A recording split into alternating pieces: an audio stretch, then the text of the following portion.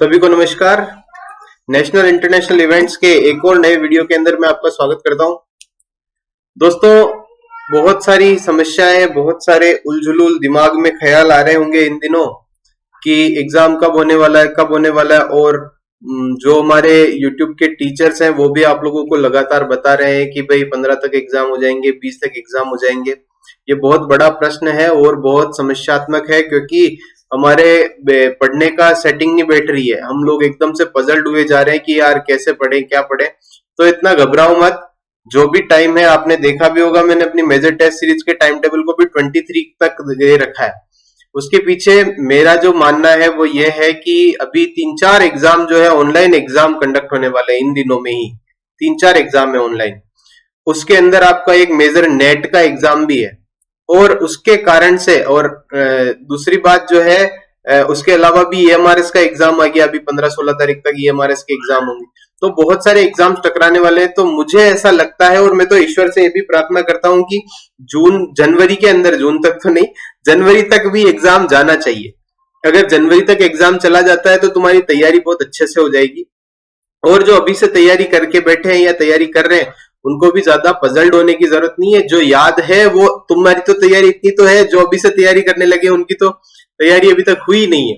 इसीलिए ज्यादा पजल्ड होने की जरूरत नहीं है। और आसानी से, आराम से तैयारी करो और एकदम चिल माइंड होकर की तैयारी करो। जितना पढ़ो उतना पूरा पढ़ो। ये बात याद रखना। जिसका नंबर आना है वो तो वैसे भी भाग्य और समय दोनों चीजें साथ देगी जब भी नंबर आएगा। तो जो पढ़ रहे हो वो शांति से पढ़ो और बिल्कुल भी पजल्ड मत हो। ठीक है। अब देखो, बात करते हैं हम लोग ला नीना प्रभाव की। ला नीना प्रभाव जो है वो जनरली कहां देखा जाता है? इक्वेटोरियल पैसिफिक ओशन के अंदर ये चीज देखी जाती है। ला नीना प्रभाव जो है वो, उसमें देखो होता क्या है कि मेनली जो समुद्र की सरफेस है वो गर्म होती है लगातार। गर्म किससे होती है? गर्म होती है हमारे सन बाबा से। सन बाबा इसको गर्म करते हैं। गर्म करते हैं तो इसके वापस से ठंडा पानी, जो नीचे वाला ठंडा पानी है, वो इसका स्थान लेता है। ये इस तरह से ऊपर की तरफ, नीचे से का पानी ऊपर की तरफ आता है। तो ये जो नीचे का पानी इसका स्थान लेता है, तो नीचे का पानी ऊपर आएगा तो बहुत लहरें उठेगी, बहुत सारी जो जेट स्ट्रीम्स पैदा होती है।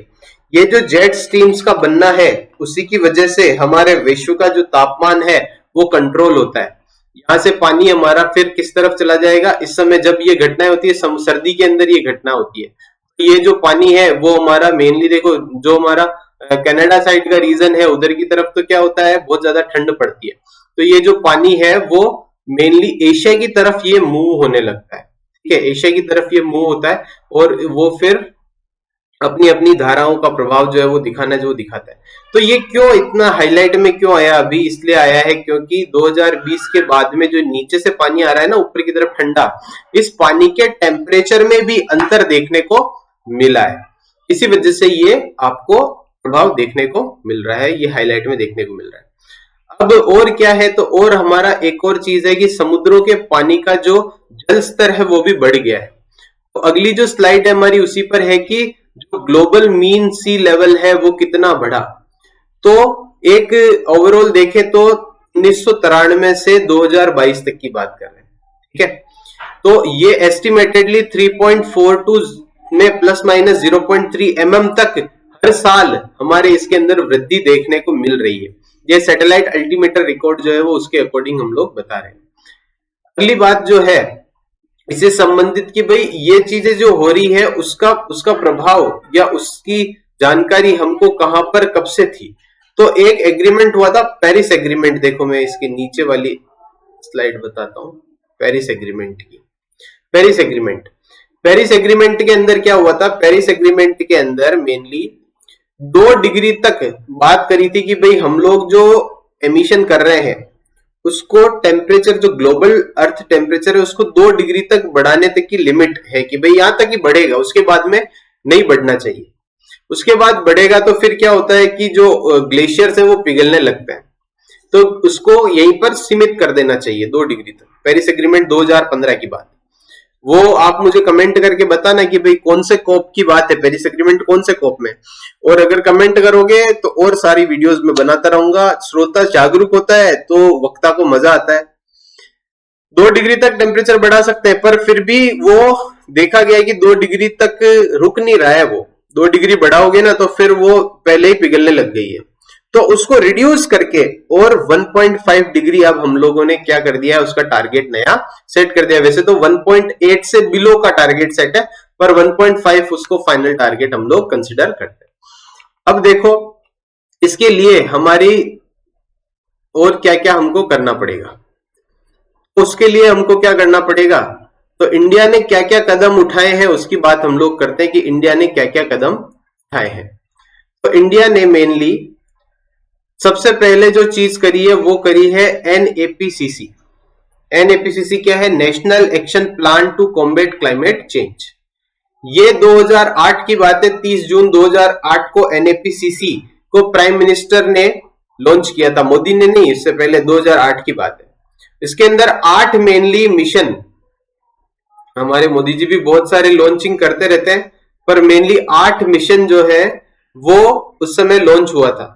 पहला नेशनल सोलर मिशन, दूसरा national emission for enhancement energy efficiency, enhance energy efficiency, तीसरा है national mission for sustainable habitat, चौथा है नेशनल वाटर मिशन, पांचवा है national mission for sustaining the Himalayan ecosystem, छठा है national mission for green India, फिर है national mission for sustainable agriculture, फिर national mission on strategic knowledge of for climate change.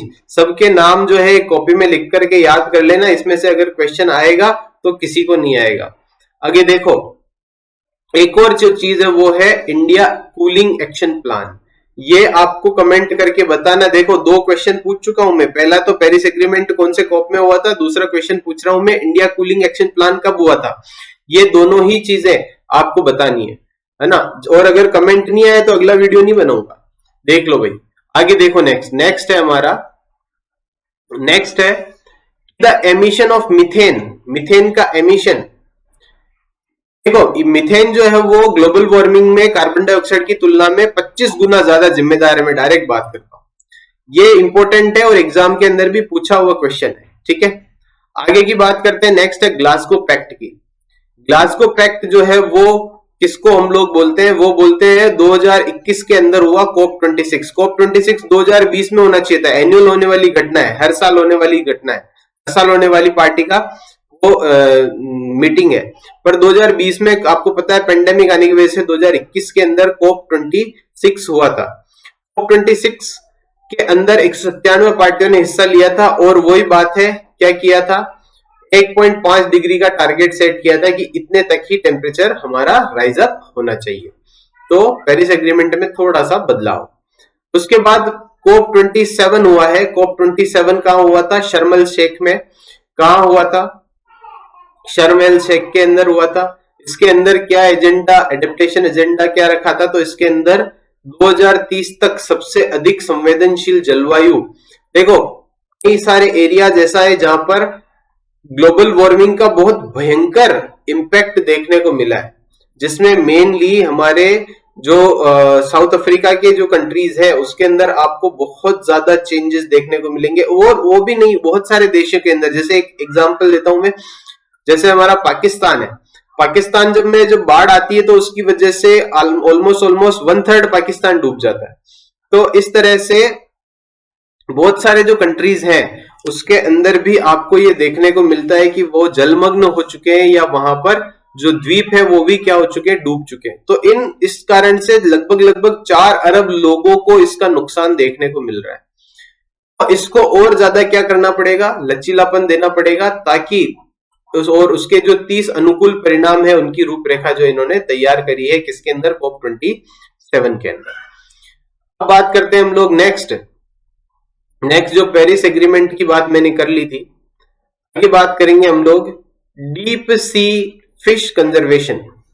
Deep sea fish conservation, देखो जो हमारा समुद्र है, समुद्र के अंदर बहुत सारी ऐसी प्रजातियां हैं जो कि बहुत मतलब एक्सटिंक्शन की तरफ जा रही है, कि वो लुप्त प्राय होती जा रही है। तो उसकी वजह से क्या, हमारे सेंट्रल जो हमारा सुप्रीम कोर्ट है उन्होंने अभी तक बैन ही कर दिया था कि आप लोग जो हमारा एक्सक्लूसिव इकोनॉमिक जोन है या जो टेरेस्ट्रियल वाटर है वहां पे समुद्र के अंदर गहराई में फिशिंग नहीं हो सकती, वहां पर बैन लगा दिया था। उसके बाद अभी अभी ये चीज करी है कि केवल 2 दिन इसको वापस से, तमिलनाडु गवर्नमेंट ने ये फैसला लिया था उस समय कि भाई बहुत ज्यादा नुकसान हो रहा है और इस तरह से हमको उसको बचाना चाहिए। तो यहाँ पे 3 चीजें मानने की है अपने को। पहली चीज तो है टेरेस्ट्रियल वाटर्स। टेरेस्ट्रियल वाटर्स कितना होता है, 12 नॉटिकल मील जो समुद्र तट से दूरी तक होता है उसको टेरेस्ट्रियल वाटर के अंदर हम लोग काउंट करेंगे। फिर है EEZ एक्सक्लूसिव इकोनॉमिक जोन, ये 200 नॉटिकल माइल्स तक का एरिया हम लोग काउंट करते हैं। जो सुप्रीम कोर्ट है उन्होंने फिशरमैन्स को परमिशन दी कि थोड़ा सा रेस्ट्रिक्शन ने थोड़ा सा लूज किया है। क्या किया है कि आपको इजाजत है 2 दिन तक आप जाकर के और फिशिंग कर सकते हैं, सुबह 8 बजे से शाम को 6 बजे तक, मंडे और थर्सडे तक। तो इतना सा थोड़ा सा जो हमारा बैन है तमिलनाडु गवर्नमेंट ने जो करा था उसको थोड़ा सा ढीला किया है। आगे देखेंगे नेक्स्ट है व्हाट इज UNCLOS। UNCLOS क्या है? यूनाइटेड नेशन का प्रोग्राम है जिसके अंदर मेनली लॉ ऑफ द सी जिसको हम लोग बोलते हैं वो बनाया गया है। ये एक लीगल फ्रेमवर्क है किसके लिए? मराइन और मेरीटाइम एक्टिविटी के लिए। समुद्र के अंदर जो घटनाएं या समुद्र के अंदर जो आवाजाही है उसको ध्यान करने के लिए, उसको वॉच करने के लिए, वहां पर फिशिंग वगैरह को वॉच करने के लिए 1982 के अंदर इसका गठन हुआ था। आगे देखो नेक्स्ट है हमारे पास में क्वेश्चन, वो है मराइन स्पेशल प्लानिंग फ्रेमवर्क। इसका क्वेश्चन जो है वो ऐसे आ सकता है कि हमारे देश के अंदर कौन से राज्य ने मराइन स्पेशल प्लानिंग फ्रेमवर्क को अपनाया या लॉन्च किया? तो हमारा मेनली पौंडीचेरी जो ऐसा राज्य है जिसने लॉन्च किया है इंडिया का पहला मराइन स्पेशल प्लानिंग फ्रेमवर्क। ये मेनली भारत और नॉर्वे के बीच में जो ओशियन इनिशिएटिव है उसी का ही हिस्सा होगा। आगे का जो क्वेश्चन आता है वो आता है अंडर वाटर नॉइज एमिशन। आपको पता है कि जैसे हवा के अंदर नॉइज पोल्यूशन होता है उससे कई गुना ज्यादा नॉइज पोल्यूशन आपको देखने को मिलता है कहां? समुद्र की गहराइयों में।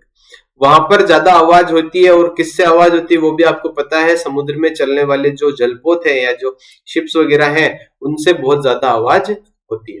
सो measuring underwater noise level radiation by ships in Indian waters, rising under noise emission from ship in Indian water are posing a threat to the marine ecosystem. बहुत सारी जंगली प्रजातियां हैं जैसे ओलिव रेडल टर्टल है, बहुत सारी dolphins हैं, बहुत सारी वेल्स हैं, वो भी मृत पाई गई है।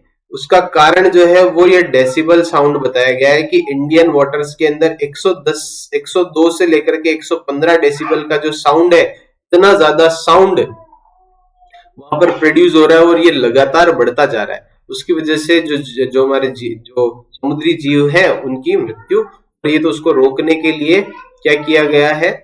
उसको रोकने के लिए इस पर मतलब विचार कर रहे हैं और बैन भी लगाए जा रहे हैं कि इतना ज्यादा साउंड वहां पर प्रोड्यूस नहीं होना चाहिए। आगे देखो नेक्स्ट है मार्पोल कन्वेंशन।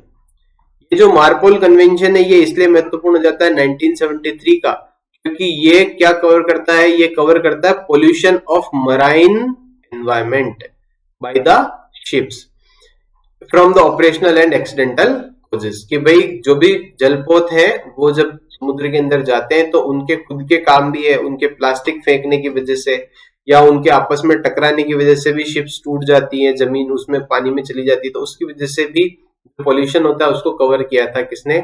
मार्पोल कन्वेंशन 1973 ने। अगला क्वेश्चन आता है wild life protection act 1972। Wild life protection act 1972 इसलिए इंपॉर्टेंट है और यहां मैंने इसलिए कवर किया क्योंकि मराइन की ही बात हो रही है। तो जब मराइन की बात हो रही है तो इसी के अंदर मराइन एनिमल्स के प्रोटेक्शन की भी बात है। इसमें लगभग 31 major marine protection area India में कवर किए गए थे। ठीक है, इसलिए ये इंपॉर्टेंट है। अगली बात करते हैं नेक्स्ट है हमारे पास में coastal regulation zone CRZ। Coastal regulation zone जो है CRZ का नोटिफिकेशन 1991 के अंदर आया था, जिसमें प्रोहिबिट किया था किसको? जो भी फ्रेगाइल कोस्टल इकोसिस्टम है वहां पे वेस्ट के डिस्पोजल को क्या किया था इसने? CRZ ने प्रोहिबिट किया था। रोक लगाई थी 1991 के अंदर। ठीक है, अब क्या क्या रोक लगाई थी तो उसकी हम लोग डिटेल में जाने की आवश्यकता नहीं है, मेनली याद रखना भाई कोस्टल रेगुलेशन जोन ने क्या किया था, रोक लगाई थी किस पर, जो इकोसिस्टम के अंदर जो मराइन इकोसिस्टम या कोस्टल इकोसिस्टम है वहां पर डिस्पोजल ऑफ वेस्ट के लिए। तो आपको पता ही है, ये मैंने आपको पढ़ाया भी है एप्लीकेशन के अंदर, अभी सॉलिड वेस्ट मैनेजमेंट में भी इस पार्ट को मैंने कवर किया था कि किस तरह से हम लोग वेस्ट जो है वो समुद्र के अंदर डाल रहे हैं। आगे बात करते हैं gross domestic climate risk ranking. ये भी इंपॉर्टेंट क्वेश्चन बनता है क्योंकि gross domestic climate risk ranking के अंदर मेनली इंडिया के 9 स्टेट्स ऐसे हैं जहां पर बहुत ज्यादा ड्रेस्टिक चेंज आपको देखने को मिल रहा है क्लाइमेट में। उसके अंदर मेनली कौन कौन है, पंजाब है, बिहार है, उत्तर प्रदेश है, महाराष्ट्र है, राजस्थान है, तमिलनाडु है, गुजरात, केरला और असम। इसके अंदर फिजिकल क्लाइमेट रिस्क को मेजर किया जाता है, लगभग दुनिया के 2600 स्टेट्स को कवर किया है। उसमें से जो 50 हाई रिस्क स्टेट्स है ना, उसमें से 9 स्टेट जो है वो इंडिया के हैं। उनमें कौन कौन थे मैंने नाम बताया आपको। ठीक है, ये भी इंपॉर्टेंट हो जाता है। अब एक बार फिर से हम लोग 5 पंचामृत की बात करेंगे जो COP26 के अंदर इंडिया ने इंडिया के प्रधानमंत्री नरेंद्र मोदी ने जिसको दुनिया को दिया था कि ये जो है हम लोग करके दिखाएंगे। तो 5 गोल जो इंडिया ने सेट किए हैं उसके अंदर पहला तो हो गया नेट जीरो एमिशन करना है 2070 तक, किसका, कार्बन का। आगे आ जाएगा reducing total projected carbon emission by 1 million ton starting now till 2030 तक, 2021 से 2030 तक हम क्या करेंगे, कार्बन के एमिशन को कम करके कितना पहुंचा देंगे, 1 बिलियन टन तक कम कर देंगे हम लोग। अगला आ जाएगा increasing renewable energy component to 50%। Renewable energy component, renewable energy के अंदर कौन आएंगे, जैसे सोलर एनर्जी वगैरह, तो उसको हम लोग बढ़ाएंगे। कितना बढ़ाएंगे, 50% तक और उसकी वृद्धि करेंगे। और आपने नेशनल सोलर मिशन वगैरह जो चल रहे हैं उसके अंदर ये चीज देखी भी होगी। आगे बात करते हैं हम लोग नेक्स्ट है रिड्यूसिंग कार्बन इंटेंसिटी बाय 45%, 45% तक कार्बन इंटेंसिटी को क्या करना है, कम करना है 2030 तक, टारगेट है हमारे। आगे आ जाएगा increasing fossil fuel energy capacity rich 500 megawatt, non fossil fuel है यहाँ पे। नॉन फॉसिल फ्यूल जो है वो यही आ जाएंगे वापस से जो हमारे इसकी हम लोगों ने बात करी थी, तो हमारे कन्वीनियंट सोर्स है जैसे हमारे सोलर एनर्जी वगैरह, तो उसके अंदर नॉन फॉसिल एनर्जी को 500 गीगावाट तक हम लोग बढ़ा देंगे। ठीक है, तो ये हमारे पंचामृत थे, उनकी बात हम लोगों ने की। आगे आ जाएगा आदि गंगा रिवाइवल प्लान। आदि गंगा रिवाइवल प्लान जो है इसके अंदर वेस्ट बंगाल गवर्नमेंट ने एनजीटी से अपना संज्ञान लेने के लिए कहा है कि आप एक बार देख लो कि क्या हमारी अभी की स्थिति है आदि गंगा की। तो इसको 2025 तक, सितंबर 30 2025 तक, वहां तक ये हमारा जो एनजीटी है वो एक बार इसका पूरा डाटा तैयार करेगा। So the river was selected for pollution study, किसके लिए किया गया है, पोल्यूशन स्टडी के लिए, during the international water conference organize by the non profit Action Aid in सेलत। यहाँ पर वेस्ट बंगाल के अंदर, बांग्लादेश के अंदर जो हमारी ये नॉन प्रॉफिट एक प्रोग्राम है उसके अकॉर्डिंग पोल्यूशन स्टडी की जा रही है, किसकी, आदि गंगा की। दोस्तों इस वाले वीडियो को यहीं तक ही रखते हैं और उसके बाद में हम लोग मेनली गंगा एक्शन प्लान से इस वीडियो को, अगले वीडियो को आगे बढ़ाएंगे। इसी तरह के वीडियोस और देखने के लिए अगर आप केमिस्ट्री से जुड़े हुए हैं तो एग्जाम्स क्रैक करने के लिए, केमिस्ट्री के जो भी वैकेंसीज निकलती है उसकी जानकारी के लिए आप लोग हमें सब्सक्राइब कर सकते हैं। अगर आपने अभी तक भी सब्सक्राइब नहीं किया है तो फ्यूचर में आने वाली वैकेंसीज के लिए, उसके कोर्स के लिए, उससे संबंधित जितनी भी जानकारियां हैं और तैयारी के लिए आप हमसे जुड़ सकते हैं। बहुत बहुत धन्यवाद, आपका दिन शुभ हो।